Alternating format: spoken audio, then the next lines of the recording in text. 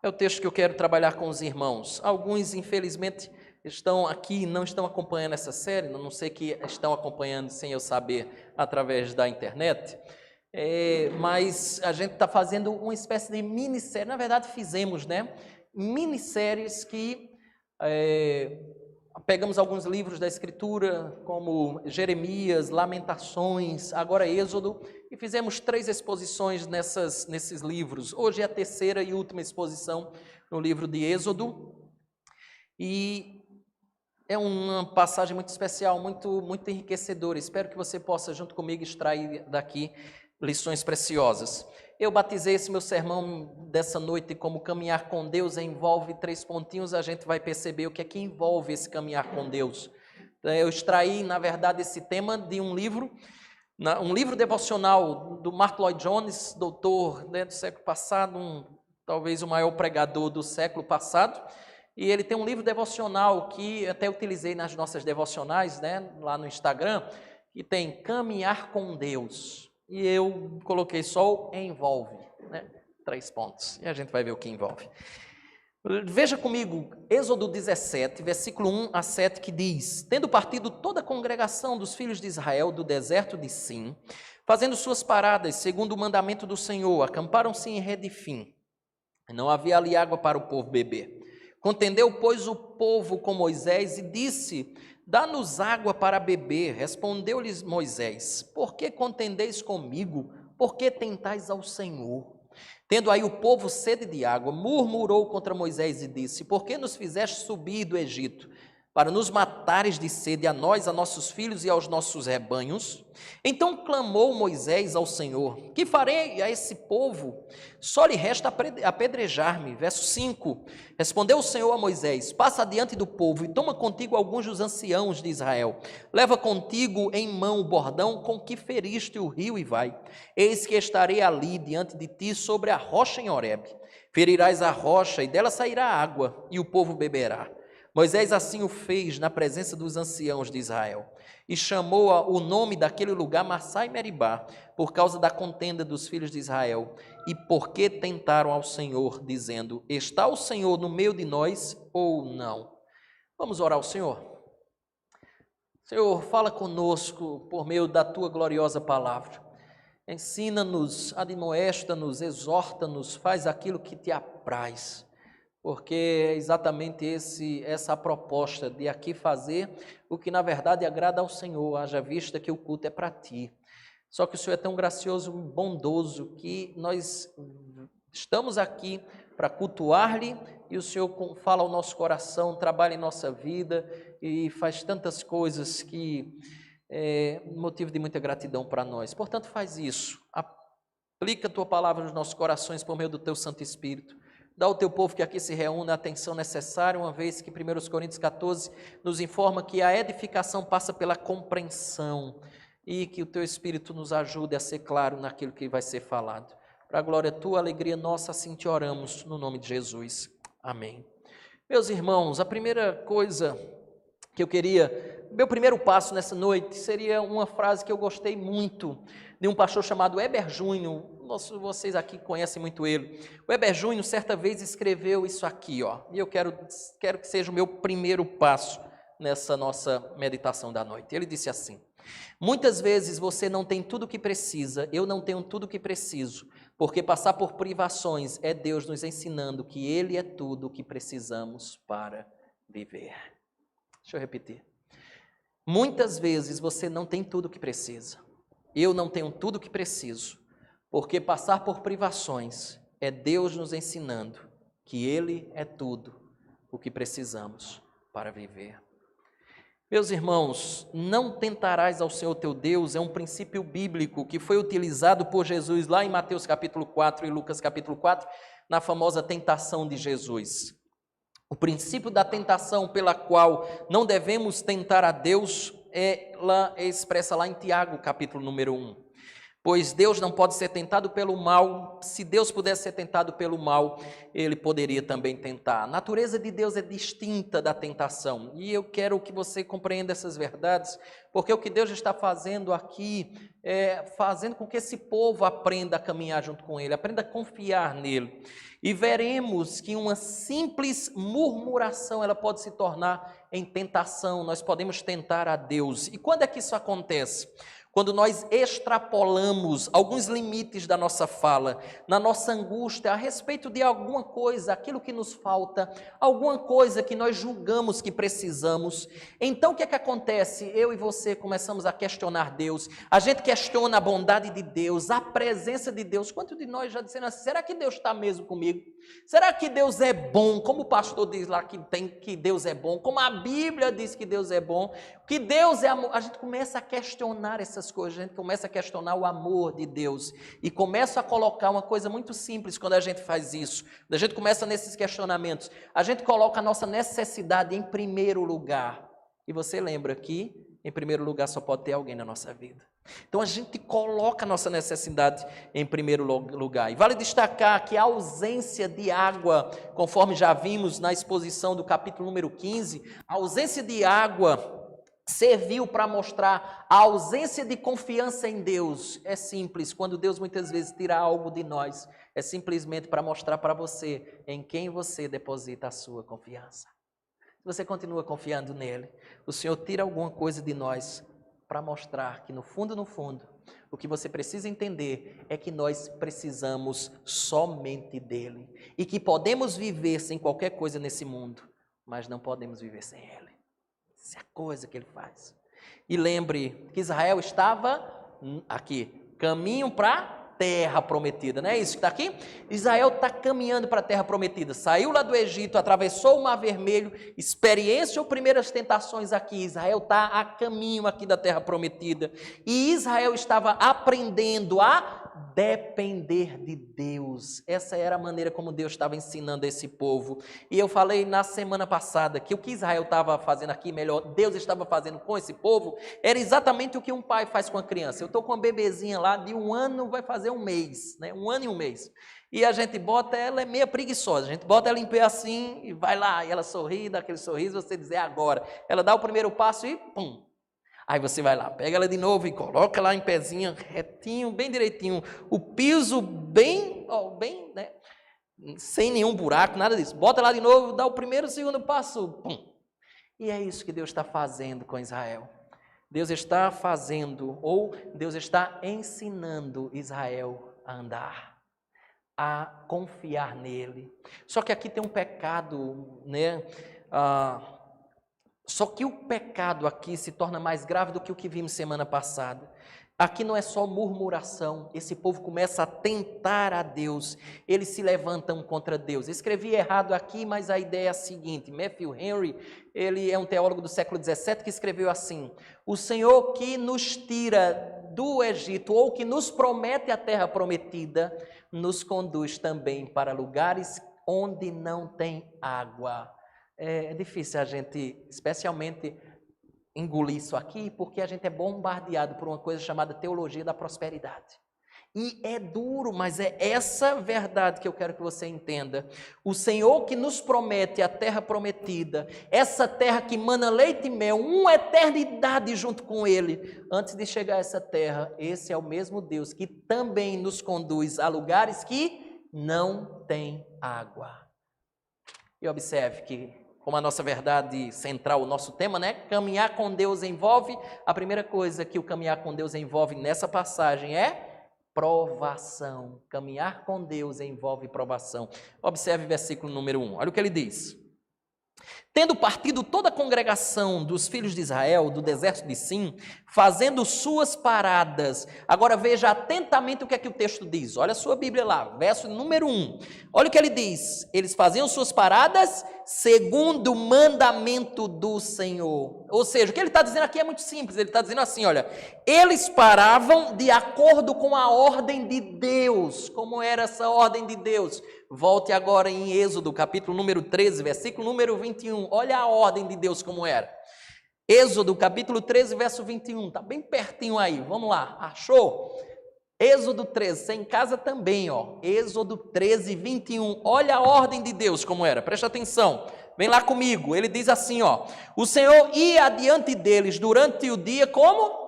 Numa coluna de nuvem para os guiar pelo caminho, durante a noite, numa coluna de fogo para os alumiar, a fim de que caminhassem de dia e de noite. O que é que esse povo fazia? Lá, Êxodo capítulo 17, verso 1. Esse povo apenas seguiam Deus, e eles só pararam ali porque as nuvens pararam ali. Foi a vontade de Deus que eles estivessem lá.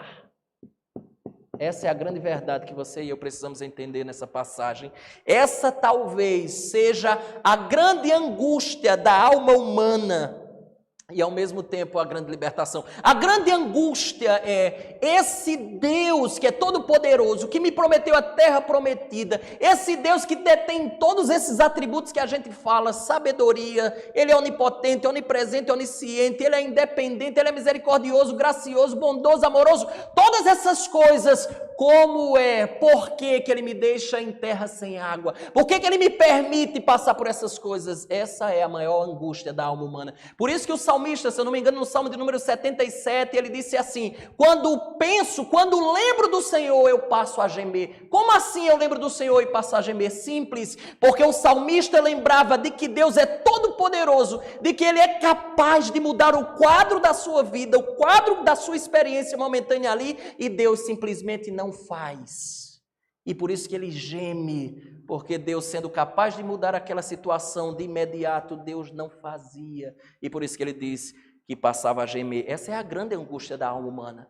Por outro lado, essa é a grande libertação da alma humana, que é saber onde nós estamos, nós somos trazidos por Deus. Essa é a grande libertação. Nas minhas perdas, nos meus ganhos, foi o Senhor que me trouxe até aqui. Essa é a grande libertação. É uma coisa muito simples, ele está dizendo assim: você está em boas mãos. É isso que ele está dizendo. Que local é esse que eles estão? Volta para o capítulo 17, olha o que ele diz. Capítulo 17, versículo 1, na parte final do versículo 1, o que é que ele diz lá? Vamos lá comigo. Ele diz assim: acamparam-se em Redifim. Redifim é uma palavra hebraica que significa lugar de descanso. Não poderia ser tão irônico, né? Nada mais irônico do que lugar de descanso. Eles chegaram, não tinha água, e por isso que o texto diz no finalzinho, né? E não havia ali água para o povo beber. É exatamente com a gente. Tem hora que a gente diz assim: não, agora sim, Deus vai me dar paz, descanso. Aquele momento que a gente chega no local que a gente imagina que vai ter descanso. A gente olha direitinho e diz assim: opa, eu pensava que era descanso, mas não tem nem água. Como assim? O Deus que me tirou da escravidão, mostrando o seu poder extraordinário, é o Deus que trouxe-me e a você, esse povo, para um local de não pouca necessidade, muita necessidade. Me falta água. Essa é a segunda narrativa que fala sobre a ausência de água. A primeira fala sobre a ausência mais rápida, né? Porque ele disse que rapidamente eles encontraram, capítulo 15 de Êxodo. E aqui não, lá a água não era potável, Deus transformou a água. Mas aqui não tem água em canto nenhum. Deus nos trouxe para um lugar onde não há água. E a pergunta que surge é: eu posso confiar em Deus? Você pode confiar nele, mesmo em situações assim? Posso confiar que Ele me concederá água para beber e me dará o necessário para viver? E a resposta é: mesmo que eu não tenha pão, a pena é que a gente não vê o capítulo 16, porque a necessidade lá é de pão. Embora eu não tenha pão, capítulo 16, embora eu não tenha água para beber, capítulo 17, eu posso confiar em Deus. E Ele vai mostrar como é que nós podemos confiar em Deus. Uma coisa antes de nós avançarmos, aqui nós temos um princípio que vemos na experiência comum da vida. Qual é? Você que é pai sabe muito bem isso que eu vou falar. Se você estiver em uma piscina com o seu filho e ele quiser ir para a parte funda, dificilmente ele vai com outra pessoa senão com os seus pais. Ele vai pular nos braços do pai, lá na parte mais funda, 3 metros de profundidade. Ele vai pular, não está nem aí com a profundidade. Sabe por quê? Porque ele sabe que seu pai não vai deixar com que ele se afogue. Ele tem certeza que o Pai não deixará ele se afogar. A nossa confiança precisa ser assim. É profundo demais, Senhor, mas eu sei que Tu não deixarás que eu me afogue. É assim que a gente precisa entender. Essa é a primeira lição que eu quero que você entenda. Extraí isso, de um livro chamado Guardando o Coração, do John Flavel, que é um teólogo inglês que escreveu esse livro. A lição é a seguinte, ele diz assim, olha, presta atenção. Ele diz, olha, lembre-se que este Deus, em cujas mãos estão todas as criaturas, Ele é o seu Pai. E Ele cuida de você muito mais do que você mesmo consegue se cuidar. Olha que coisa linda. Ele cuida mais de você do que você mesmo consegue se cuidar. E você já cuida muito de você, Ele cuida muito mais. Só para você ter isso mais vivo na mente e no coração. Pergunte para a mulher mais medrosa que a gente encontrar aqui nesse salão, ou que você conheça, pergunte para ela se não existe uma imensa diferença entre ela ver uma espada, uma faca na mão de um assassino ou nas mãos de seu esposo amado. É uma diferença ou não é? Assim também é a diferença que existe entre olhar as pessoas e situações com os olhos humanos e olhar para elas com os olhos da fé. Imagine, por exemplo, quem teria medo de atravessar um exército ou passar por um exército, ainda que todos os soldados apontassem as armas para você passando no meio do pelotão, todo mundo com um fuzil apontado para você, o nosso irmão Osório lá com a mira, o sniperzão lá apontando para você, você teria temor, medo, se o general dessas tropas fosse o seu pai? Claro que não. É assim. As armas estão apontadas, mas o meu pai é o general. A faca, a espada está nas mãos do meu esposo amado. É assim que ele se refere no relacionamento entre Cristo e a igreja. Meus irmãos, está posto o primeiro e fundamental ponto até aqui. Qual é? Deus me trouxe até aqui. Essa é a vontade dele, não estou aqui por acaso, mas não estou vivendo essa prova aqui acidentalmente. O Senhor me trouxe até aqui, se Ele me trouxe, Ele vai tratar comigo. Segunda coisa que eu preciso entender, levando em consideração que Ele é o meu Pai e que eu estou em boas mãos. A segunda coisa que eu preciso lembrar, e o segundo ponto que Ele traz aqui, é que o lugar em que Ele nos trouxe não tinha água para beber. Ele é o meu Pai e cuida de mim. O canto que Ele me trouxe não tem água para beber.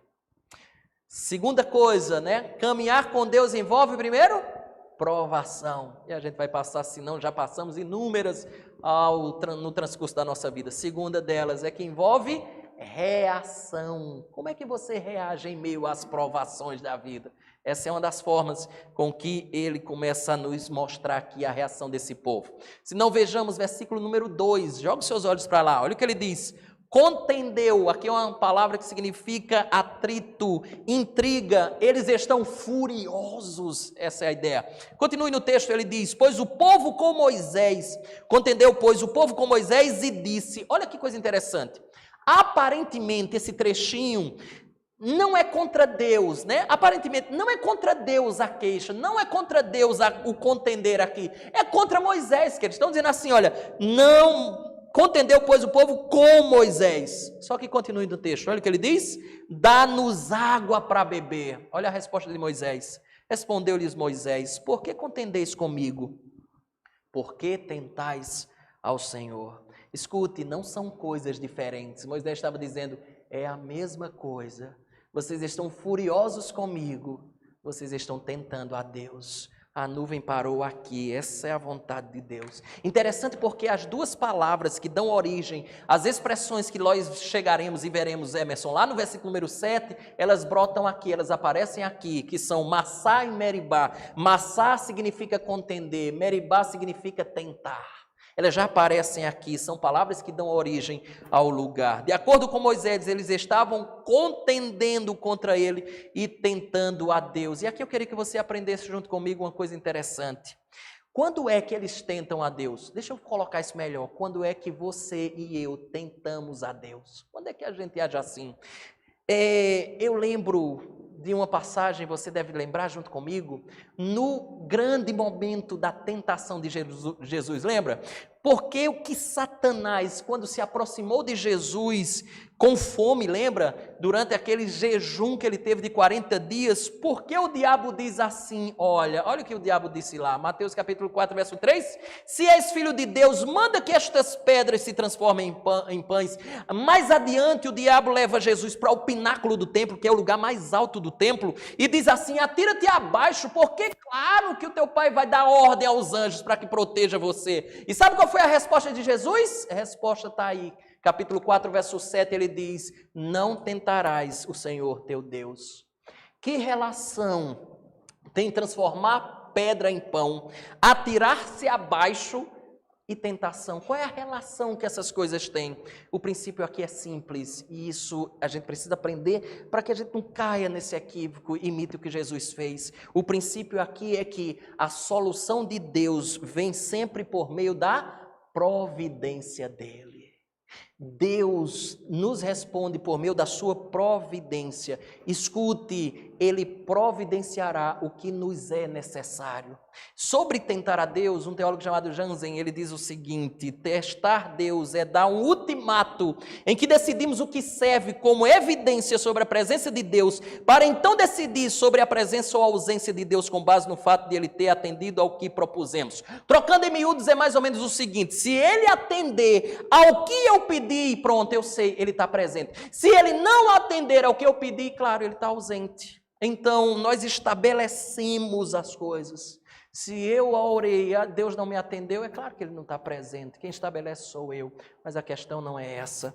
Nas palavras de Jesus, lá em Mateus capítulo 6, Jesus vai falar sobre buscar o reino em primeiro lugar. E as demais coisas, lembram? Vos serão acrescentadas. Que demais coisas são essas? Pão, água, vestimenta. O que está acontecendo lá em Êxodo? Esse povo inverteu a ordem. Esse povo está buscando água e não o reino de Deus. Aqui está uma coisa muito interessante. Eles estão preocupados com as suas necessidades e não com o reino de Deus. Segunda coisa que essa passagem nos mostra é que eles estão querendo resolver uma necessidade não por meio da confiança em Deus, que providencia todas as coisas ao seu povo, mas numa queixa, como se fosse direito deles receber aquilo que lhes falta. Jesus na tentação é interessante porque ele tinha, você sabe que muito bem disso, ele tinha o poder de transformar água em pão, ele tinha o poder de se atirar lá de cima e os anjos lhe proteger, mas ele não fez, porque fazê-lo naquela circunstância era tentar a Deus. Agora observe como foi o final da tentação. Como foi? Ele diz assim, final do verso 11, capítulo 4, verso 11, com isto o deixou o diabo, e eis que vieram anjos e o serviram. Ou seja, os anjos lhe trouxeram o que era necessário e aí deu a ele para ele comer. Isto é, a tentação. Por que aqui, por exemplo, não era tentação e no início era? Porque Deus, em sua providência, nos dará todas as coisas, tudo que é necessário, no tempo apropriado, e eu preciso confiar nessa providência de Deus. Receber de Deus no tempo certo e na hora certa é confiar na providência dEle. Já por outro lado, eu queria que você lembrasse disso, me queixar de Deus, contender, tentá-lo é pecado. Quando eu vou em busca da resolução dos meus problemas, na hora que eu quero, do modo que eu quero, no tempo que eu quero, simplesmente para fazer a necessidade, é quando o diabo diz assim, transforma água em pão, não é mais ou menos assim que ele diz, como é que pode Deus me permitir essas coisas? Você não muda, e se você tiver essa possibilidade de transformar pedra em pão nas suas dificuldades, você fazia na mesma hora. Era como se você tivesse o diabo dizendo assim, transforma pedra em pão, você dissesse assim, pedra transforma-se em pão. Porque nós não estamos muito dispostos a aguardar pela providência divina. E aí, jogue seus olhos para o verso 3, olha o que ele nos diz. Olha o agravante aí. Tendo aí o povo sede de água, murmurou contra Moisés e disse, por que nos fizeste subir do Egito para nos matares de sede, a nós, a nossos filhos e aos nossos rebanhos? Veja, eles estão questionando a própria salvação, irmãos. Olha que coisa louca. Qual foi o lado bom do Senhor nos salvar do Egito? Diga aí, Senhor, qual foi? É isso que eles estão dizendo aqui. Por que o Senhor nos salvou? Já viu muitos crentes dizendo mais ou menos assim? Senhor, qual foi o lado bom de virar cristão? Né? Qual é o lado bom disso tudo? Quando eu era descrente, eu não passava absolutamente nada disso. Sinceramente, se eu tivesse quase assim. Se eu pudesse voltar atrás. Porque eles começam a questionar, inclusive, a bondade de Deus, quase dizendo, por que o Senhor não me deixou onde eu estava? O Senhor foi me chamar, mexer comigo? Isso, irmãos, é um atentado à bondade redentora de Deus. A insanidade da murmuração é você chegar a questionar a bondade de Deus em salvar você. E aí, inclusive, eles questionam até a finalidade, porque ele diz assim, olha, por que nos fizeste subir do Egito? Por quê? A finalidade pela qual ele nos salvou também é questionada. Só que joga os seus olhos no final do verso 3, porque eles dizem que vão perder coisas preciosas. Olha o que eles dizem aí, presta atenção. Para nos matares de sede, a nós, a nossos filhos e aos nossos rebanhos. Eles estão dizendo assim, perderemos filhos, perderemos rebanhos, perderemos a vida. O fato é, em outras palavras, perderemos família, perderemos bens. Deus não está nos protegendo, ou bem claramente, o Senhor não sabe cuidar da nossa vida, o Senhor não sabe cuidar da minha família, o Senhor não sabe cuidar dos meus bens. Olha que coisa. Geralmente é o que nos atinge também. Às vezes a gente está meio que passando uma situação difícil em casa, mas assim, Senhor, mas o Senhor não sabe cuidar bem dos meus familiares. Meu filho é assim, minha esposa é assim, meu marido é assim. Veja, o Senhor nos trouxe aqui para matar-nos. Note que eles estão acusando Deus de intentar o mal contra eles. O ser santo e puro em sua totalidade. É interessante porque em circunstâncias assim, a gente acaba esquecendo as promessas de Deus, né? A gente acaba esquecendo que nós somos libertos de um lugar e que Deus prometeu nos levar a outro lugar. Esse povo estava esquecendo, como é que Deus vai me matar aqui? Se Ele prometeu que sairíamos do Egito e entraríamos na chamada terra prometida, como é que Ele vai nos matar aqui no meio do caminho, nesta caminhada, irmãos? O que esse texto nos mostra é que ao longo da nossa peregrinação, até chegar à terra prometida, nós chegaremos a lugares sem pão, capítulo 16, sem água, capítulo 17. Passaremos as maiores dificuldades nessa vida, mas o que nos mantém firmes é a consciência de que Ele nos tirou da escravidão e nos promete entrar na terra prometida. Ele nos prometeu o céu. Ele nos tirou e a prova que Ele nos sustentará é que Ele nos tirou. E Ele nos prometeu ir até o fim. E no transcurso do caminho, Ele estará nos auxiliando. Eles perderam de vista essa promessa que era: eu estou tirando vocês do Egito e levando para uma terra que manda leite e mel. Vocês esqueceram dessas promessas, que eu não sou homem para que minta, nem filho do homem para que se arrependa. Deixa eu dizer uma coisa para você que você precisa também aprender junto com esse povo.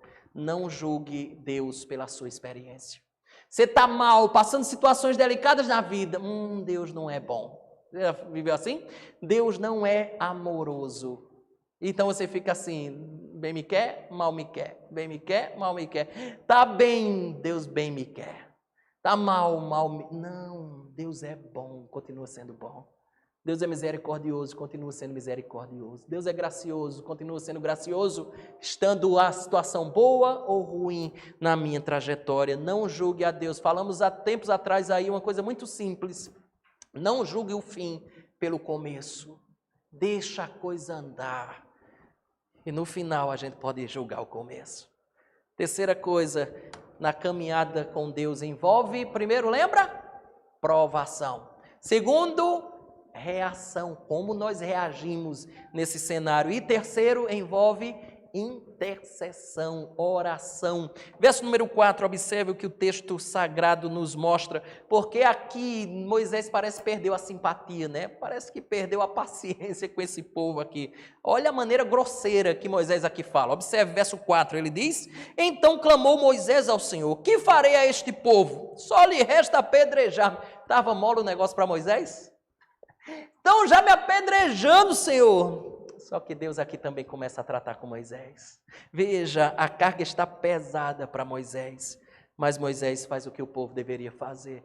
E nisso Deus responde a Moisés. É como se Deus estivesse dizendo: Moisés, sei que está pesado, mas observe verso 5. Olha o que ele diz: Respondeu o Senhor a Moisés: passa adiante do povo e toma contigo alguns dos anciãos de Israel. Leva contigo em mão o bordão com que feriste o rio e vai.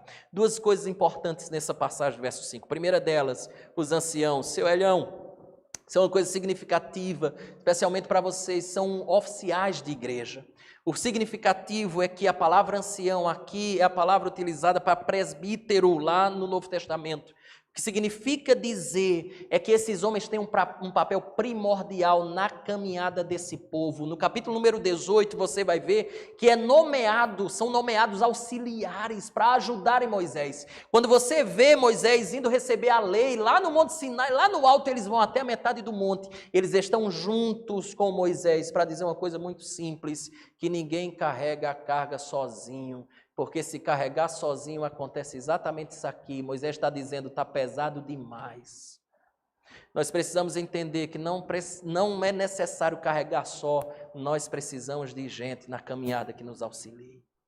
Precisamos de irmãos para compartilhar o peso, para carregar o peso junto conosco. Nós não podemos compartilhar, ou melhor, não podemos carregar sozinhos. Segunda coisa que essa passagem do verso 5 nos traz é exatamente a palavra bordão. Olha o que ele diz: leva contigo em mão o bordão com que feriste o rio e vai. Aqui o rio, para mim, é uma referência ao rio Nilo. E se a gente está falando ao rio Nilo em Êxodo, a gente está falando do que aconteceu lá na primeira praga, lá no Egito. Lembra? O bordão foi utilizado por Moisés para transformar as águas do rio Nilo em sangue. E aqui ele está dizendo, olha, leve o mesmo bordão que feriu o Nilo e as águas se transformaram em sangue. Todas as águas que eram potáveis outrora, agora não eram mais potáveis. Deus estava dizendo uma coisa muito simples para Moisés e para o povo que estava com ele. Para nós também, Deus estava dizendo assim, olha, o poder de fazer cessar a água que havia em abundância é o mesmo poder que faz brotar água de onde nem existe água. É o mesmo poder. E aqui é interessante, ele está deixando muito claro, o poder é meu. Eu fiz com que as águas se transformassem em sangue lá. Eu vou agora fazer com que água brote do lugar onde nem água tem. Em outras palavras, ele está dizendo, eu sou o Deus da criação. Eu sou o Deus criador de todas as coisas, que chamo à existência as coisas que não existem. Isso está lembrando o Deus lá de Gênesis, que eles sabiam muito bem da história. Sou o Deus criador. Esta é uma referência explícita ao rio Nilo. Olha que coisa linda o que Deus está dizendo aqui para esse povo. A grande lição é, escute bem isso, guarde no seu coração. Esse é basicamente o cerne aqui do que a gente vai discorrer a partir de então. Deus está dizendo, o poder que eu usei para libertá-los lá do Egito é o poder que eu tenho para sustentá-los e conduzi-los até a terra prometida. A presença de Deus estava no meio deles e Deus estava sustentando esse povo. O Deus que tirou é o Deus que está sustentando também. Essa é a terceira lição que eu queria que você aprendesse junto comigo. É que o mesmo poder que nos libertou nos sustentará até o fim. O Deus que salvou a sua vida é o Deus capaz de sustentar você até o último suspiro da sua existência aqui na terra. Porque após essa vida, você já estará para sempre com Ele. Por isso que a gente pode ter certeza, confiar de que Ele haverá de nos sustentar no caminho em que nós estamos trilhando. Quarta e última coisa que o caminhar de Deus envolve. Primeiro, provação. Segundo, a nossa reação. Terceiro, intercessão, oração. Em quarto lugar, era para ficar tudo junto assim no ão. É satisfação. Sustento, Ele nos sustentará. Olha que coisa linda, olha que coisa interessantíssima aqui. Uma rocha ferida vai saciar esse povo, sustentar esse povo. Observe, versículo número 6, olha que coisa interessante no texto. Eis que estarei ali diante de ti sobre a rocha em Horebe. Ferirás a rocha e dela sairá água e o povo beberá. Moisés assim o fez na presença dos anciãos de Israel. Moisés escutou de Deus, fira a rocha. E ao ferir a rocha, você vai ver o que aconteceu, vai jorrar água. Moisés faz exatamente isso, fere a rocha e a rocha jorra água. A água saiu da rocha e aquele povo bebeu daquela água. Olhe para o verso 7, observe o que ele ainda vai dizer. A sequência explica os nomes aí, Meribá e Massá. Ele diz, e chamou o nome daquele lugar Massá e Meribá por causa da contenda dos filhos de Israel, e porque tentaram ao Senhor, dizendo, está o Senhor no meio de nós ou não? Está aí a tentação, lembra? Nuvem com eles durante o dia, coluna de fogo durante a noite, estava lá o profeta Moisés, a palavra de Deus estava sendo falada para eles por meio de Moisés. Esse povo via o maná descendo do céu, comia todos os dias daquele alimento, Deus estava ali visivelmente com eles, e a pergunta deles no fim do verso 7 é, Deus está conosco ou não? Aí você diz assim, não é possível, pastor, esse povo é demais. É impressionante, se Deus deu todos aqueles livramentos, aquelas experiências deles atravessarem o Mar Vermelho, sair lá com aquelas pragas do Egito, já ter suprido a água, transformando a água amarga, né, capítulo 15, em água doce, como é que esse povo pode dizer ainda que Deus está conosco ou não? Eles recebem o maná que cai do céu todos os dias, exceto no domingo, né? Mas eles recebem o alimento de Deus, como é que eles podem pensar se Deus está presente ou não? Respondo da mesma forma que você pergunta se Deus está presente ou não na sua vida. Você come todos os dias ou não come? Você tem maná todo dia? Você almoça, toma café, janta? Particularmente nessa quarentena eu fiz mais do que 3, dá para notar. Mas a gente fica se perguntando, quando a seca bate, será que Deus está conosco? Você tem igreja, você tem a Bíblia, você tem experiências passadas e você muitas vezes se pergunta, será que Deus está mesmo comigo? A gente é assim, mesma coisa. A pergunta é, por que a dúvida na presença de Deus? Resposta, porque não havia água para beber. Quais são as nossas experiências? É assim que acontece? Mas note você, uma coisa interessante. O que é que me assegura que Deus está comigo? Paulo, ao dar continuidade naquele texto que estudamos recentemente, Romanos capítulo 8, versículo 28 a 29, ele diz coisas sensacionais. Observe comigo, ele diz assim, olha, capítulo de número 8, versículo número 35, ele diz assim, olha, quem nos separará do amor de Cristo? Sabe o que ele está dizendo? Como é que vai separar? Não tem como separar. Quem nos separará do amor de Cristo? Ele está conosco em todos os momentos, em todos os instantes. Por isso que ele já começa com essa verdade pré-estabelecida. Quem nos separará? Por quê? Porque ele já presume, ou deixa muito claro, nós estamos juntos, ele está junto conosco, eu estou com ele. E aí ele segue uma série de situações em que nós poderíamos nos perguntar, será que Deus está ou não conosco? E aí ele começa a dizer, quem nos separará do amor de Cristo? Será tribulação, angústia, perseguição, fome ou nudez, perigo ou espada, água?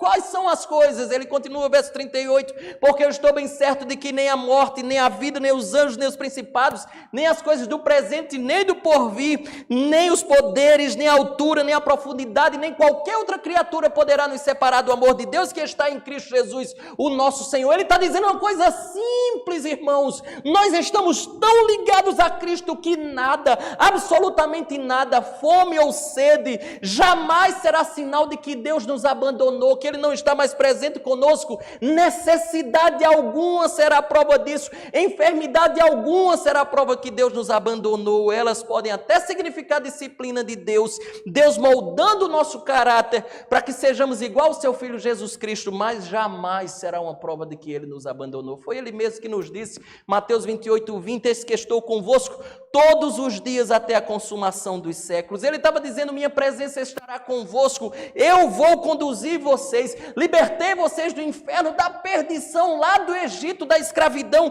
e eu vou conduzir vocês nessa trajetória toda, até chegar à terra prometida. Vou levar vocês, mas escute, vou levá-los a lugares que não têm água, a fim de que vocês clamem pela água da vida e aprendam a cada experiência dessa, a confiar em mim. Eu estou ensinando vocês a andar. Agora deixa eu levantar uma questão que eu acho pertinente nessa ocasião. Como é que eu posso, você e eu, nós podemos redirecionar a nossa vida nos momentos em que nós temos pecado ou temos tentado a Deus? Nos momentos que a gente tem murmurado contra Deus, como é que a gente pode redirecionar a nossa vida? Como é que a gente resolve esses problemas quando nós nos inserimos neles?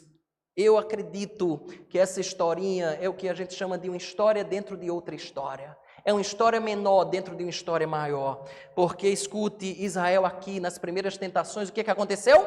Fracassou, falhou, desobedeceu. Ele recebeu uma ordem de Deus e eles não obedeceram a Deus. E aqui nós temos um princípio que foi estabelecido lá no Éden, quando Deus deu a lei a Adão e a Eva para obedecer, e eles fracassaram naquela obediência. Eles não obedeceram a lei de Deus, só que imediatamente, eu acredito que você lembra dessa história, imediatamente Deus fez uma promessa de que o descendente da mulher será ferido no calcanhar. Lembra dessa promessa de Deus? Gênesis capítulo 3, 15. Ele seria ferido, isto é, ele providenciou alguém que cumpriria a lei a fim de redimir o seu povo do pecado. Então, o que ele está tentando? O que eu estou tentando dizer a você? Nos momentos em que a gente fizer murmurar contra Deus, agir de maneira assim, lembre-se, você tem para onde correr. Lembre-se, você tem para quem fugir. Você tem onde se esconder em momentos assim. Não é em você, é em outra pessoa. Eu tenho que confiar, sabe em quem?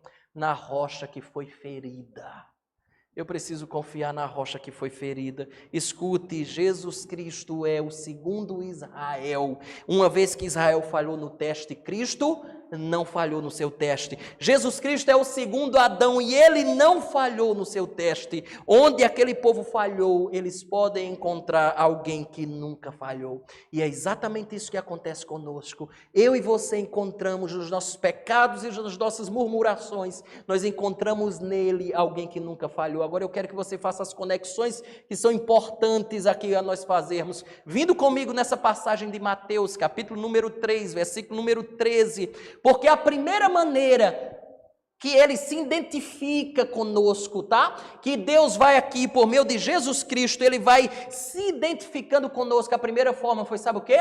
Encarnando. O verbo se fez carne e habitou entre nós. A segunda coisa é exatamente o que aparece aqui no capítulo número 3. Porque se você perceber, Mateus 4 é a tentação de Jesus. E exatamente esse capítulo 3 de Mateus é que ele nos mostra como Jesus também se associa a nós, vindo nos salvar, exatamente porque nós fracassamos naquilo que nós fizemos contra Deus. Observe como ele se identifica comigo e com você de tal maneira, com esses pecadores que ele veio redimir, que ele veio salvar. Capítulo 3, versículo número 13, olha o que ele diz.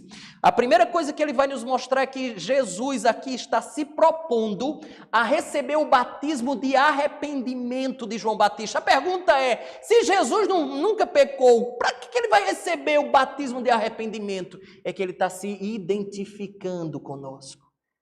Preste atenção, se associando comigo e com você. Olha o versículo número 13.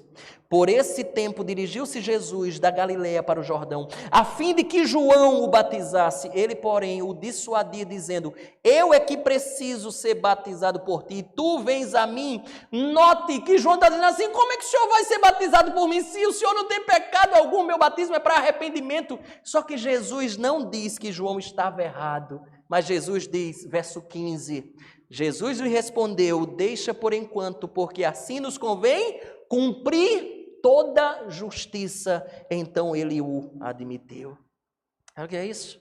Jesus estava cumprindo toda a justiça que eu e você não temos condições de cumprir. E o que é que acontece depois disso, dessa expressão de associação, de se identificar conosco, com os seres humanos? Ele vem e, capítulo 4, tentação. Olha que coisa interessante, se associa com os seres humanos e logo em seguida, capítulo 4, tentação. E o que é que acontece? Ele vence a tentação. Israel não vence a tentação, Cristo vence a tentação. Israel não foi fiel ao Senhor, Jesus foi fiel ao Senhor. E agora salta para o capítulo 4, verso 9 e verso 10. Olha o que ele diz, Mateus 4, verso 9 e 10.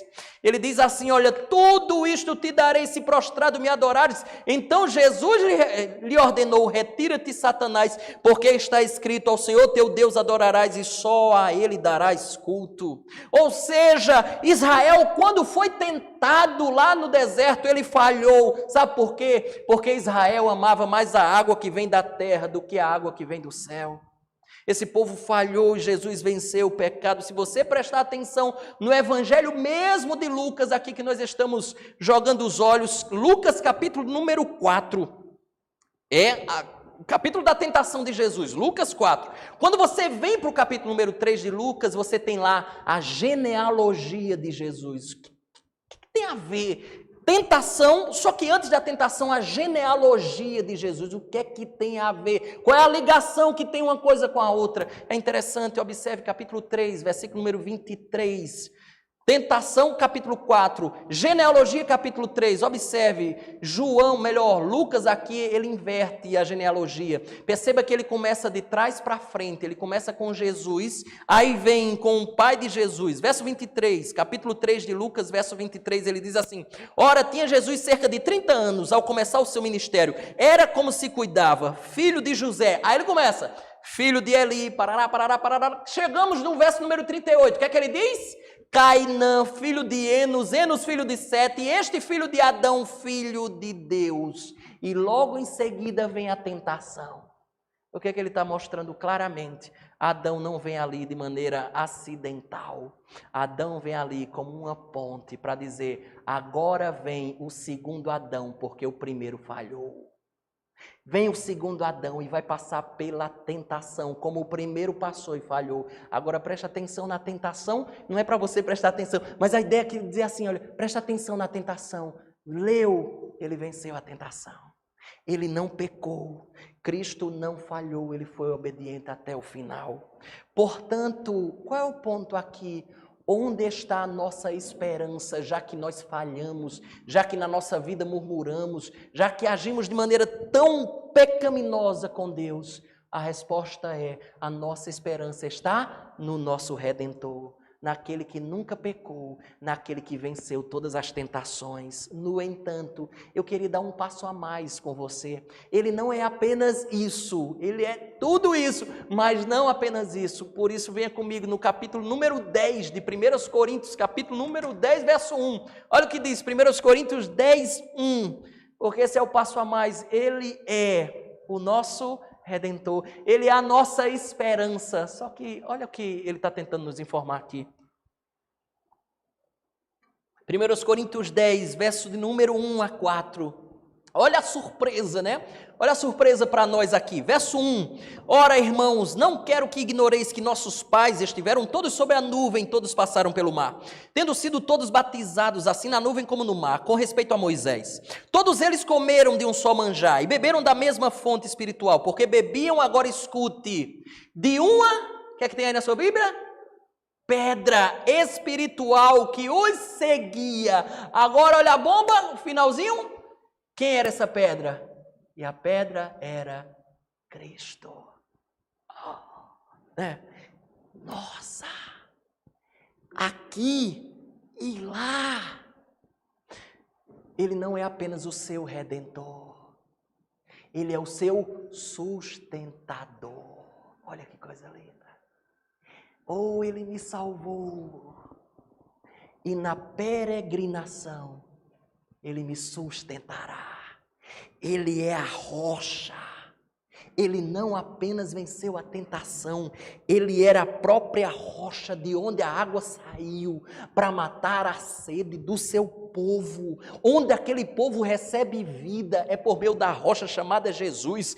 Onde as nossas raízes estão enfincadas nesse lençol freático que tem lá água, o oásis, onde as nossas raízes chupam água para ter vida. Essa pessoa e essas águas se chamam Cristo. Jesus, ele é o rio que nunca seca. Isso que ele está tentando dizer aqui para nós. Ele é o sustento do seu povo. Mas deixa eu dar um passo a mais. Precisa você abrir, está aqui no Data Show, Hebreus capítulo 4, versículo número 14 a 16, ele diz assim, olha, tendo pois a Jesus, o Filho de Deus, como grande sumo sacerdote que penetrou os céus, conservemos firmes a nossa confissão, porque não temos sumo sacerdote que não possa compadecer-se das nossas fraquezas, Antes, foi ele tentado em todas as coisas, a nossa semelhança, mas sem pecado. Acheguemo-nos, portanto, confiadamente junto ao trono da graça, a fim de recebermos misericórdia e acharmos graça para socorro em ocasião oportuna. Ele não só é o nosso Redentor, sustentador, mas Ele é o nosso socorro bem presente em meio às nossas tribulações. Irmãos, o que Jesus é para nós?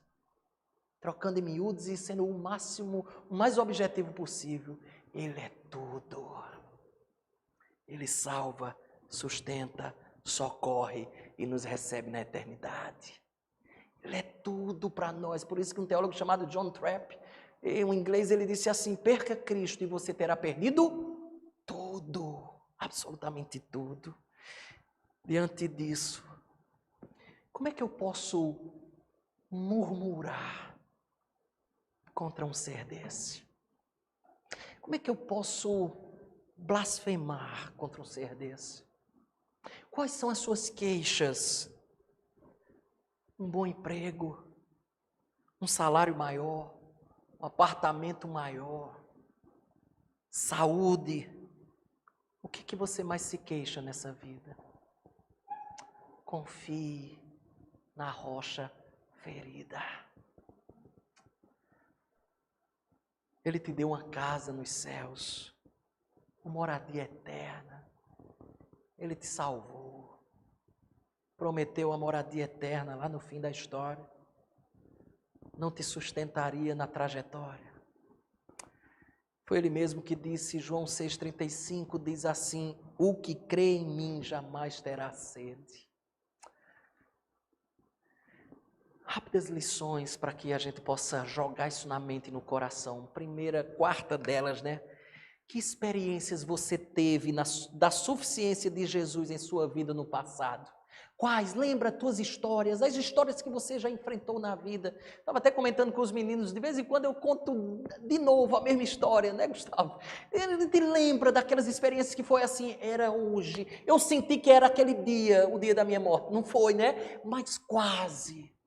Ou naquele dia de extrema angústia que eu estava passando, aquela situação, eu estou aqui sentado na igreja escutando a voz do Senhor, estou aqui bem firme, ou quem sabe estou até atravessando hoje.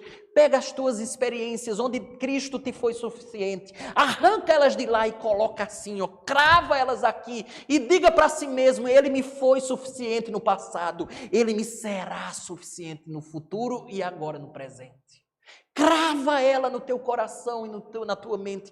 Ele será sempre suficiente. E por isso que eu disse a segunda parte: a que parte de sua vida é preciso aplicar essas experiências no presente? Arranca das experiências passadas as vezes que Ele foi suficiente para você e crave-as nas que você hoje tem passado dificuldades. Quinta e penúltima lição: quando você murmura, e por quê? Quando você murmura e por quê? Por que você murmura? Quando você murmura? O que isso revela sobre seu conceito de Deus e sua fé? O que isso revela? Sexta e última lição. Você consegue descansar? Também. O que isso indica sobre seu conceito de Deus e sua fé nele? Essas duas coisas revelam muita coisa acerca do nosso relacionamento com Deus e da nossa confiança em Deus. E sabe quando elas aparecem? Quando nos falta água. Quando às vezes a gente está morrendo de sede. Elas se revelam claramente nas reações que teremos. Deixa eu concluir dizendo uma coisa que talvez você já conheça. Esse rapaz aqui, ele se chama John Owen. Esse foi um teólogo inglês do século XVII. Esse homem teve 11 filhos. Aí, para quem, né, pensa só em 1, 2, no máximo 3, 11. Tá? Sirva de estímulo aí, né? 11 filhos John Owen teve. Agora a outra parte da história talvez você nem imagine.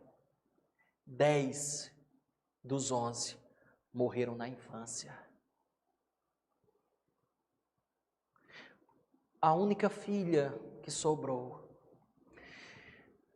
teve um casamento infeliz e voltou para casa. Pouco tempo depois, morreu. 11 filhos e perdeu todos. Sabe o que mais me impressionou na história desse homem?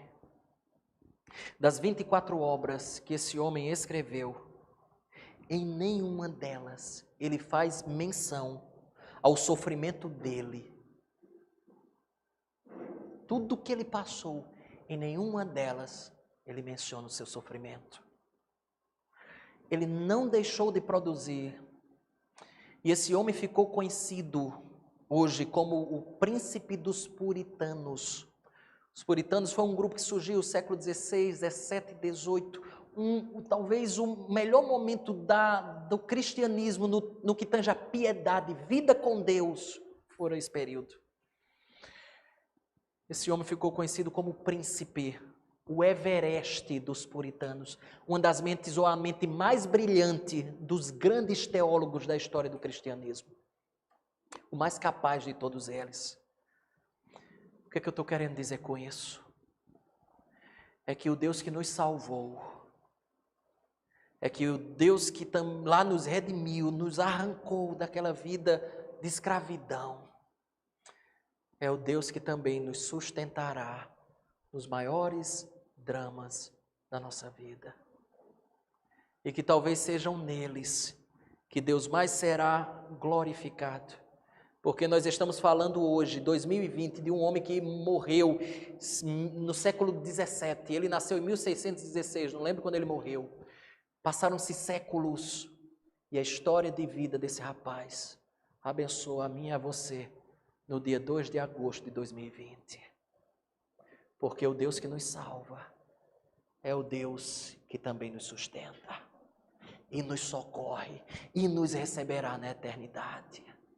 Por isso eu quero encerrar com as palavras do pastor Josemar Bessa, que disse assim: se a dor continuar amanhã, Cristo será ainda suficiente. Se a dor continuar amanhã, Cristo ainda será suficiente. A rocha ferida estará lá, dando-nos água para beber nos dias de maior seca.